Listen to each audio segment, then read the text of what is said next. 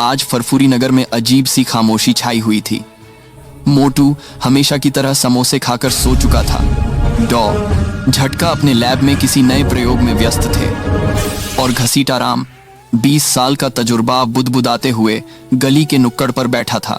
पतलू अपने घर की पुरानी किताबों को पलटने में लगा था जब उसे एक धूल भरी डायरी मिली। यह डायरी उसके दिवंगत परदादा की थी जो कभी इसी घर में रहते थे। पतलू ने उत्सुकता से पन्ने पलटे। अंधेरी रात 1947। डायरी में एक पृष्ठ पर केवल यही लिखा था और उसके नीचे एक अजीब टेढ़ा मेढ़ा निशान बना था। जैसे ही पतलू ने उस निशान को छुआ, कमरे में पड़ी पुरानी घड़ी ने अचानक 2 बार टन टन की आवाज की। पतलू ने खिड़की से बाहर देखा, आसमान में पूरा चांद चमक रहा था। अगली सुबह मोटू ने शिकायत की, पतलू, रात को मेरे कमरे में कोई आया था। मेरे समोसे का डिब्बा खाली था और मुझे लगा जैसे किसी ठंडी चीज ने मुझे छुआ। पतलू को कुछ अजीब लगा। उसने मोटू के कमरे की जांच की। कमरा सामान्य था, सिवाय इसके कि मोटू की चारपाई के नीचे वही टेढ़ा मेढ़ा निशान मिट्टी में बना हुआ था। उसी शाम जब पतलू डायरी दोबारा पढ़ने बैठा तो उसने पाया कि डायरी में एक नया वाक्य लिखा गया था, खाली जगह बुला रही है। रात के ठीक 2 बजे पतलू को लगा जैसे कोई उसे पुकार रहा हो। आवाज छत से आ रही थी। डरते डरते पतलू और मोटू छत पर पहुंचे। छत पर कोई नहीं था, पर छत के बीचों बीच एक लोहे का दरवाजा था जो पहले कभी वहां नहीं था। दरवाजा वोर वोर से खटखटा रहा था, जैसे अंदर से कोई निकलने की कोशिश कर रहा हो। मोटू ने घबराकर पूछा, ये क्या है पतलू? पतलू ने कांपते हुए जवाब दिया, मुझे लगता है मोटू, यह वही खाली जगह है जिसका जिक्र डायरी में है। मेरे परदादा ने इसे यहाँ बंद किया होगा। तभी दरवाजे का हैंडल तेनी से नीचे हुआ और दरवाजा धीरे धीरे खुलने लगा। अंदर से गहरे ठंडे अंधेरे के अलावा कुछ नहीं दिखा, पर उसमें से एक बदबूदार बर्फीली हवा निकली जिसने दोनों को जकड़ लिया। अंधेरे में से एक पतला सायादार हाथ बाहर आया जिसकी अंगुलियां बहुत लंबी थीं और उस पर वही टेढ़ा मेढ़ा निशान बना हुआ था।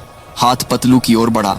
भागो मोटू, पतलू चिल्लाया। मोटू ने घबराहट में छत पर रखे एक पुराने समोसे के डिब्बे को उठाया और दरवाजे के अंदर फेंक दिया।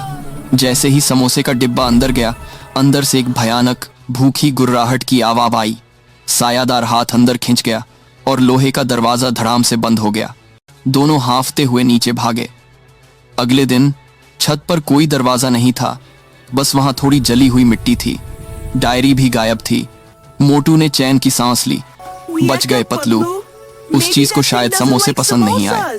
पतलू ने चारों ओर देखते हुए कहा, शायद नहीं मोटू, पर अब मुझे डर है कि अगर उसे समोसे पसंद आ गए तो अगली बार वह ब्यादा के लिए वापस आएगा।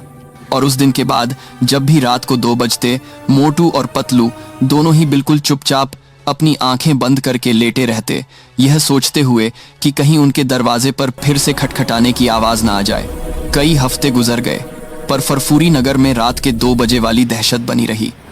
मोटू और पतलू दोनों ही पूरी रात करवट बदलते रहते थे। मोटू ने तो रात में समोसे खाना ही छोड़ दिया था, यह सोचकर कि कहीं उसकी खुशबू उस खाली जगह को फिर न बुला ले। एक रात आसमान में बादल छाए हुए थे और बिजली कड़क रही थी। घड़ी ने जैसे ही 2 बजाए, टन टन, इस बार आवाज छत से नहीं बल्कि ठीक उनके कमरे के दरवाजे के बाहर से आई। एक जोरदार धड़ाम। इस बार खटखटाने की आवाज ज्यादा बड़ी और ज्यादा भूखी लग रही थी। पतलू फुसफुसाया, मोटू, वह वापस आ गया है और मुझे लगता है उसे समोसे सचमुच पसंद आ गए थे और अब वह दरवाजा तोड़कर अंदर आना चाहता है। दोनों घबराकर डॉ झटका और घसीटाराम के पास भागे। डॉ झटका ने तुरंत अपनी प्रयोगशाला में एक नया आविष्कार निकाला। पेश है दोस्तों, मेरा एंटी डायमेंशनल समोसा डिफेंडर। इसे दरवाजे पर लगाओ और यह समोसे की खुशबू को एक ऐसी बदबू में बदल देगा कि कोई भी भूत दूर भागेगा। घसीटाराम ने माथे पर हाथ मारा और बुदबुदाया, 20 साल का तजुर्बा कहता है उस चीज को भगाने के लिए समोसे ही काम आएंगे, पर ज्यादा बड़े और ज्यादा गर्म। मोटू और पतलू और मोटू के पास बचे आखिरी विशाल पार्टी समोसे को लेकर अपने घर पहुंचे। दरवाजे पर अब भी जोर जोर से खटखट हो रही थी। पतलू ने को दरवाजे के पास फिट किया, लेकिन जैसे ही मशीन चालू हुई, दरवाजे के नीचे से बदबूदार बर्फीली हवा के साथ एक मोटी सायादार उंगली बाहर आई। यह पिछली रात वाली उंगली से 2 गुनी मोटी थी। उस उंगली पर वही टेढ़ा मेढ़ा निशान था।